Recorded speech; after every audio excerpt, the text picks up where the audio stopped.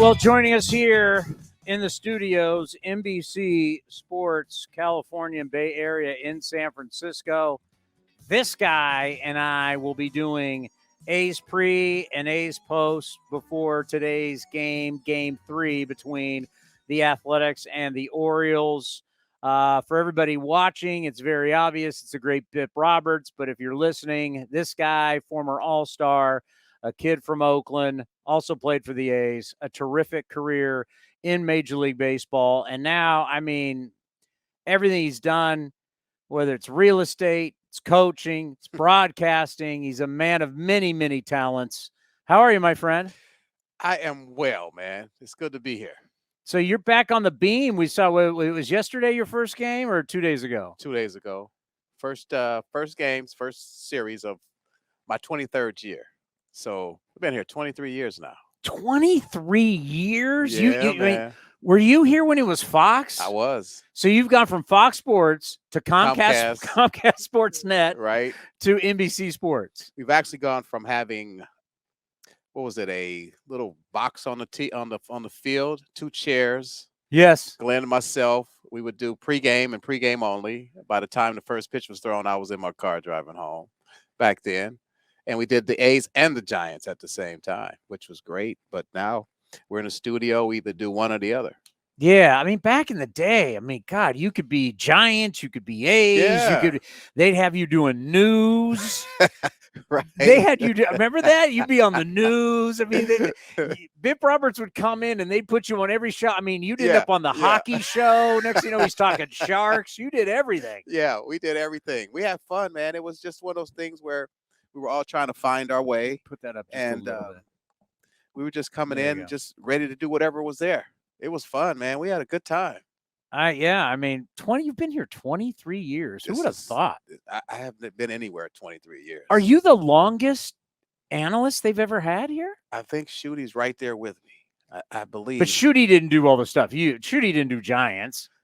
Well, we did. Well, no, I don't think he did. No, Giants. you did Giants. You did everything. And then Giants, because we had the monitor on the field. And then I think there were days Shooty would do it, then there were days I would do it. But I don't know if he did Giants. I'd have to ask him that. I don't think Shooty did. I mean, you might be – I'm thinking of everybody they've had. Knowing Sharks, knowing Warriors has switched throughout the years. All the old Warrior people don't do it anymore. You might be the longest-running analyst in this cable network history. So I could be the fossil, as we would call it. We got to get you a plaque. Like year 25, they're going to have to put a plaque out here for you. Because, I mean, let's be honest. I mean, there's been some incredible names and great players, great people. They used to have the sit-down show where they'd bring in all the different people who come to the Bay Area and everything. You've had some incredible names that have come into the studio, some of the greatest personalities, some of the greatest players in the history of sports. And to think when it's all said and done, no one's been around longer than you. That says a lot about you. Well, I'm probably the one who said I would want to stay in my community more than going national. Because most guys, and I remember when Joe was still alive, he would say, hey, I want you to go to ESPN. And I would say, Joe, I don't want to do ESPN because that means I have to travel and do red eye all over again. And it's almost like when you were playing, you're in different cities every night.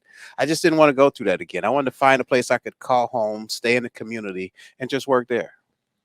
Well, you found that. And I think that's the thing about, I mean, your time with the A's wasn't very long, but obviously the A's, what they meant to you as a guy that grew up in Oakland. And it's so funny, you know, a lot of people behind the scenes don't see it, but I've gotten to see it. Like on a day when Dave Stewart's jersey was retired and you being a part of that and being a part of that Oakland fraternity of former players, African-American players, you know, and when I got to see, you know, I've seen your interaction, whether it's Stu, someone like Reggie Jackson.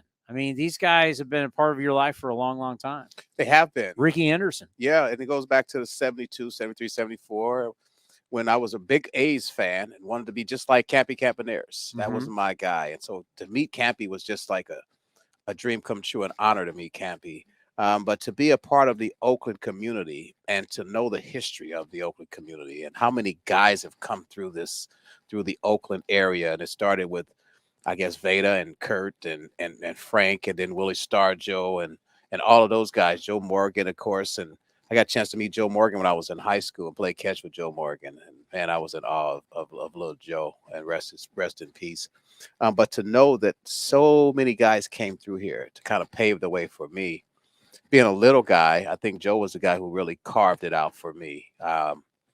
Him being a second baseman, I was a shortstop in high school, but they kept saying, you're going to go to the other side once you become pro. And I kept saying, I'm going pro. He kept saying, yeah, you have the ability to go pro.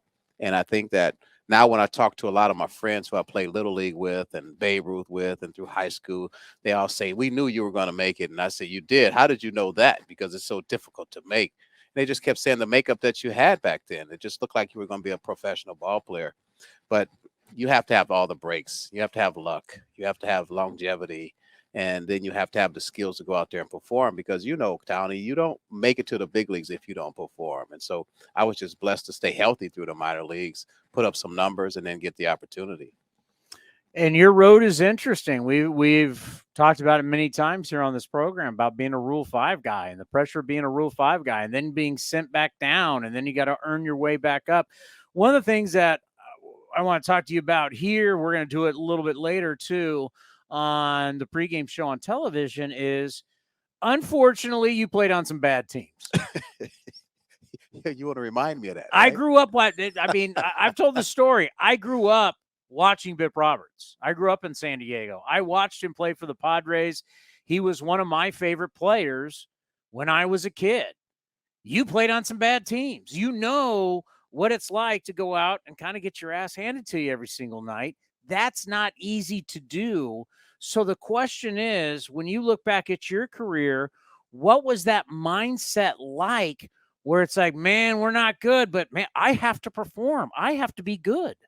It's difficult because you now start to play for numbers, and it's very difficult to play for numbers.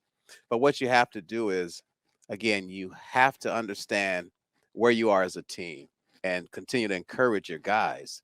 Hey, let's keep working, guys. Do what it is that you do to make you the best player that you can be. And Tony used to always say that if you get here at 2:00, you can get your tee work in, you can get your soft toss work in, you can get extra batting practice in. That's going to prepare you for the game. If you're not a guy who's going to get there early, then you're not going to be a guy who gets better. You're not going to improve because you're not working your skills the way you should work them.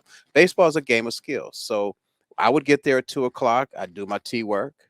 I do my soft toss work. I go and I lift my weights. Then I come back out and take batting practice. I was gearing up for the game. And I think that's how you get better. And I was around Tony Gwynn. So I would watch what he did. I would actually hit with him at times, talk to him about the game. How do you get better? And he would explain how you get better. He would show me the 5.5 hole swing, how to drive the ball hard the other way. I put that into my resume and started to do the same things that he did. Now, I wasn't Tony Gwynn, but I could do a lot of the same things that he did. I could hit the ball hard the other way. I could yank you. I could put you in the seats if I had to. I could get on base. I could steal bases. I could play 8 different positions. I can do whatever the coach needed for me to do to make it or play on that field. But when you start talking about playing on a team that didn't win a lot, it was really just about the brotherhood, about just enjoying my teammates. How can we enjoy the day, even though we know we're going to get our hats handed to us? Hey, move your mic just off your beard. You can sign your beard. On my beard. Yeah. So it's tough, especially this early in the season, right? You want to come out of spring training. We're all excited. The season started. Next thing you know, you're looking up, and man, we've lost 6 in a row, 2-9, or run differentials and all that kind of stuff. But you still got to be a pro and be ready to go. I've said this about this team because a lot of people always like to say it's early. And I've said, you let me know what you think, is that, okay, it's early, but that works for teams that have a track record. And teams that have actually played together and guys know each other.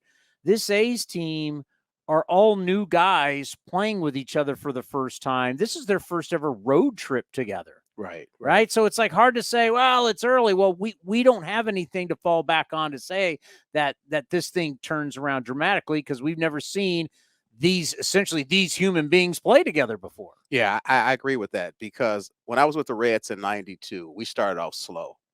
But everyone on that bus, and I remember in LA, we were all struggling. I was hitting 199, and it was almost the end of April.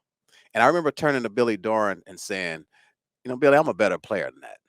I'll show you guys. I'm a better player than that. So it's the pride that we have as players, and it has to to be shown out on the field. You say you're a better player, show me you're a better player. And I also been on teams where we just weren't that good. So we didn't have a track record. But the Reds in '92 had a track record of being good. So we knew we were going to come out of it, and we did. We ended up winning over 90 games. We lost to the Braves in the West. And you had some great players. We had some great players. But as you're saying, when you don't have a track record, and we had teams like that in San Diego where I didn't know where these guys came from, who they were, how they got to the big leagues, but they were there. And eventually they weren't there. So they were coming and they were going. We had a team of guys who were here today and gone tomorrow, and guys were coming in from AAA and they were here today and they were gone tomorrow. And so we understood we don't have a track record of winning. How are we going to figure this out? And Tony was on that team, and he played on some bad teams as well. And we would just look at each other and say, well, let's go out and see if we can get 2 or 3 today and then come out on top if we can. We need good pitching. We need good fielders. We need everything that you could ask for from a team to find a way to win. And we had to be perfect. And if we weren't perfect, we didn't win when we didn't have that track record. That's what scares me, what you just said. What scares me right now, here today, gone tomorrow. You get to that point to where the team always forces the front office's hand, good or bad, right? If you play well, it forces them to help you out. If you play bad, it forces them to make changes. That's where I didn't think it happened this fast, but it's happening real fast, where I'm a little afraid we're not far away from what you just say, here today, gone tomorrow. Yeah, and see, the thing is, when you're in AAA and you've gotten hot, the big league team knows you've gotten hot, and they want a player to come up when he's hot. They don't want a guy to come up, he's cold. No, they want the guy who's hot. Now, when you get to the big leagues, you have to find a way to remain hot. That's very difficult because you're going from AAA, this level, to the big leagues, in my opinion, is higher. There is no league higher than the big leagues. And now you're facing all the best of the best.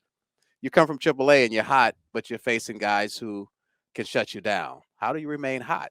And if you're not hot, they send you back to AAA. That's how it was when we played. Nowadays, they give you a little bit of a leeway and say, well, maybe he will get hot. I remember coming up from AAA my second year. I had hit 353. And I remember Jack McKeon saying, the guys who were just caught up are not going to play. That's because they were still trying to figure out who was going to go to the playoffs, and they wanted to put a competitive team on the field. But I get there, and I look at the lineup, and I'm in the lineup. I'm like, oh, he said nobody was going to play. But I had hit 353, and I was smoking the ball. And the reports were he's hitting the ball consistently hard. Let's get him up here and get him in the lineup. That day, I got 3 hits. I just missed a home run, just missed a foul pole in San Diego. And that's when Jack McKeon said, oh, I think he's ready. So when you come up from AAA and you show certain things that you can hit the ball anywhere on the ball field, and you're facing the best competition and you're still dominating that competition, that's how you make your name. You know, one thing we like to talk about with you guys that used to steal bases about the rule changes. Some teams are taking advantage of it.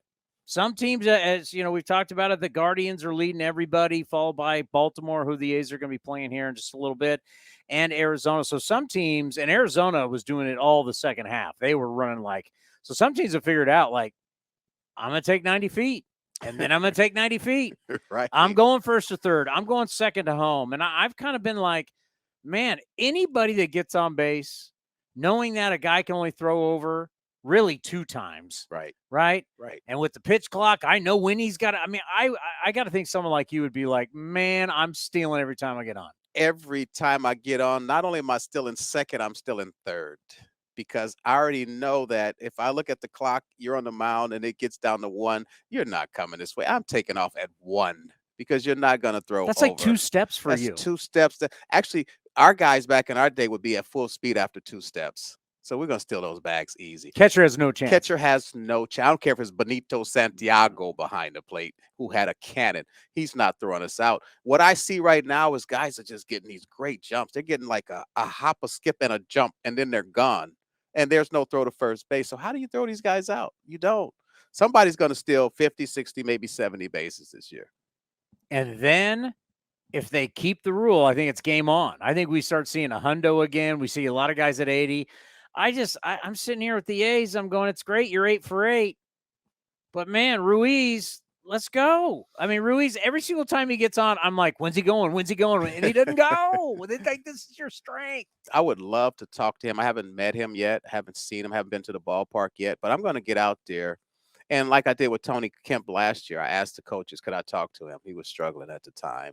And before I could go talk to him, he came over to talk to me. And he said, man, how do you get out of a slump when you're in it?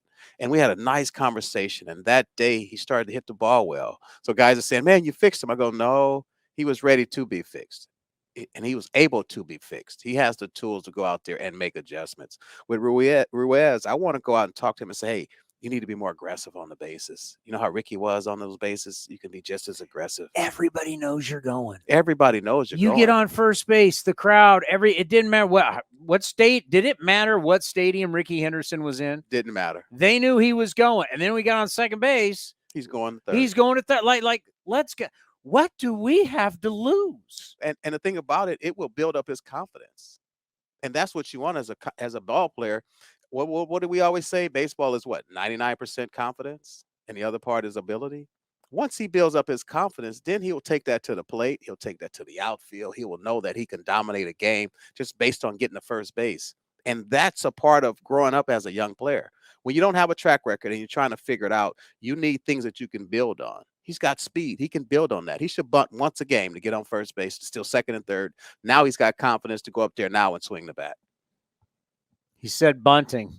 All of a sudden, everybody gets nervous. Wait, what, bunting? Everybody gets nervous. Bunting? Are we allowed to say this is an A's show? Are we allowed to say bunting? Cody, is that in our contracts? Can we say bunting? As we saw Tony Kemp get a bunt base hit, it's like, right, let's do this. Just whatever it is, just get on, and then once you get on, run.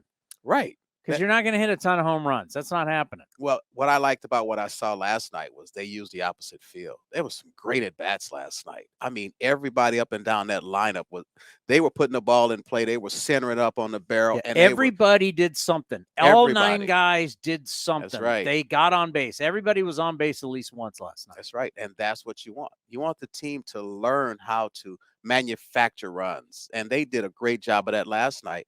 I didn't see any of that lift and separate. What do you call that swing that everybody was using? Launch, baby. I don't even like to use the word. I'll let you use that launch word. Angle. Launch. Let's I don't even want to say the thing. word. I like how they were getting down through the baseball, hitting line drives, and driving the ball where it was pitched. That's how you come out of it as a young team. I think if they can do that consistently, they're going to win a lot of games. So I think about Ken Waldachuk going tonight. He has struggled with the fastball, and he has struggled against right-handed hitters. You as a right-handed hitter, think about it. And as a coach, as the left-handed pitcher, how do you get a lefty back on track against right-handed hitters? I tell them I want you to throw inside tonight.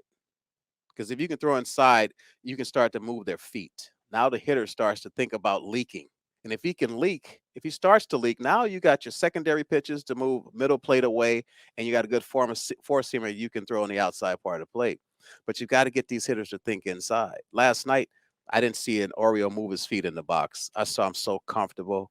That was just unbelievable to me. In our day, you're that comfortable, there's one coming up under your chin to make you move your feet. So you got to put a little bit of a fear into that hitter up in the box. There's no fear these days. Yeah, there's none. Guys are throwing harder than ever before, and there's no fear. That's because everything is out over the plate. You're not worried about something coming inside. Had you faced a guy like Goose Gossage in the day, there would have been some fear. Nolan Ryan. It didn't matter. Bob Gibson.